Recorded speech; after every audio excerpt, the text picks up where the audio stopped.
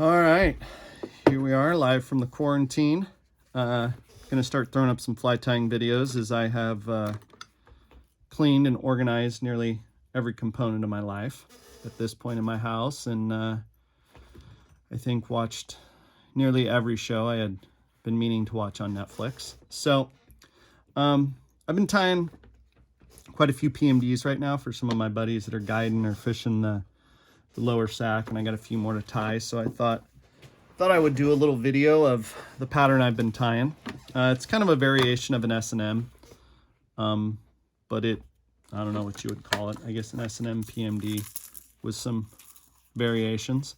One different thing, I've been tying it on this pattern on the Firehole 633 hook. This is their basic nymph hook. One thing I do with these is I tie down a hook size. This is an actual, as they sell it, an 18, but the fly will give me when you tie it on that shank, what I think is a 16 size. So a little different if you're buying those Firehole hooks and you're trying to correspond fly size to more of a traditional TMC 3769 hook that I tie a lot of my nymphs on, especially my mayfly nymphs. It's a 3/32 copper bead, still same size. And this one I'm going to tie in a kind of a creamy color. So I start with some rusty dun thread. Just 8/0. Two different colors I use. I use a rust brown, which is more of a traditional, more HBI style color. And for the tail, the ones I've been tying, I'm going to use a mallard flank dyed wood duck. So it's this kind of creamy gold PMD color. Now, you can use the traditional 3 pheasant tail fibers that most S&M style flies use. One thing that doesn't change is I do set this on top the hook shank and tie all the fibers in, working that thread right down next to each other down that hook shank. Okay, and what that's going to do is it's going to give me that kind of nice taper down the fly. Now it's subtle, right? It's not this huge sharp taper that you could create with dubbing, but most of my mayflies are not tied with dubbing at this part of the fly, just because to create that nice trim profile. Next thing I'll do is I will tie in a strand of copper brown small uni wire, and this I'm going to tack right next to that to give it that kind of wide profile that I like on a lot of my mayflies. And this is very similar to any of the S&Ms or military mays or really any mayfly I tie.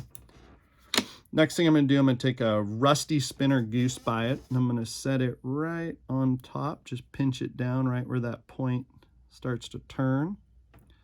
You can extend it a little bit if you're a little weary about making it too short or too long. Then I just wrap that wire about 4 or 5 times.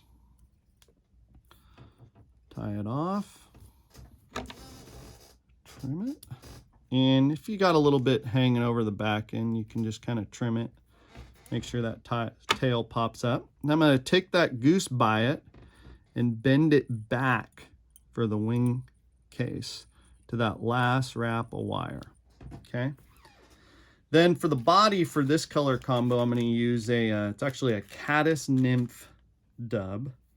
The color is pale olive dun. It's a Spirit River UV2 dub. But I just kind of like the color and the way it gets on the thread. It's kind of a nice nymph dub that doesn't have too many stiff fibers in it.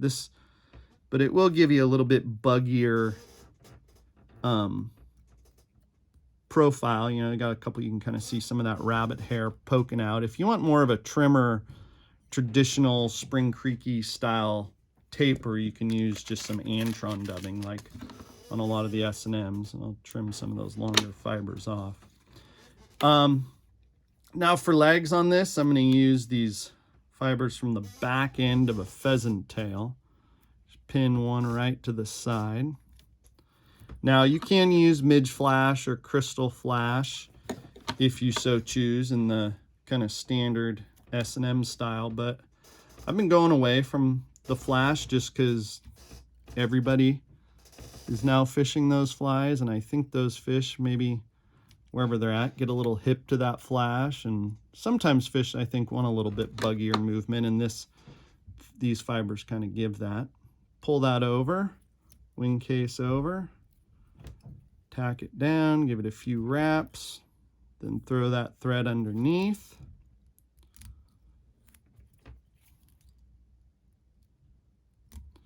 Tie it off with a couple knots.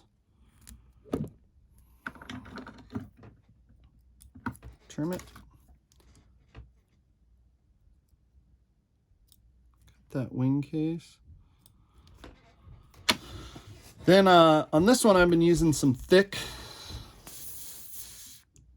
UV clear loom. Okay. This is the thick, and for the wing cases, I've been using the thick because it stays in place a little longer while I grab my UV light. So, and you can switch this out to many different colors and patterns. It's kind of what I try to do with a lot of my flies, is make them as versatile as possible, not pigeonholing any one color palette. But this one works well for me, kind of that rust on top, tanny, creamy underneath. All right, hey, thanks for watching, and hope everyone's well.